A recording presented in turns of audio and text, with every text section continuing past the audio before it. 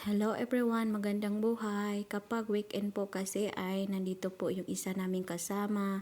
Katulong po siya sa anak po ng amo namin. Kapag hapon kasi meron kaming 2 oras na break time, kaya tapos na yung break time namin ay bababa na kami ulit. Naghiwa kaagad ako ng watermelon mga ka-Ate Mars dahil kakain daw yung mga amo ko. Hinanda ko na din yung aking salata ngayon mga ka-Ate Mars. Salad lang yung ginagawa ko ngayon kasi dahil may order sila sa labas, kaya salad na lang yung ginagawa ko para sa pagkain nila sa hapunan. Masaya po kasi dito kapag weekend, kahit ay sobrang busy sa buong linggo, ay masaya po kapag nandito sila lahat ng mga anak ng amo namin. Sama-sama po silang lahat at kami din po yung mga katulong ay sama-sama. Ganito lang po yung araw na masaya kami na nakikita namin ng kapwa namin Pilipina. At dahil may order lang yung mga amo namin ng pagkain sa labas, ako naman ay nagluluto ng adobong manok mga ka-Ate Mars. Dahil ang Pinay ay rice is life, kaya ito kailangan kong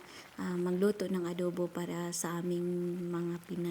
Thank you for watching guys. See you for my next video. Bye bye.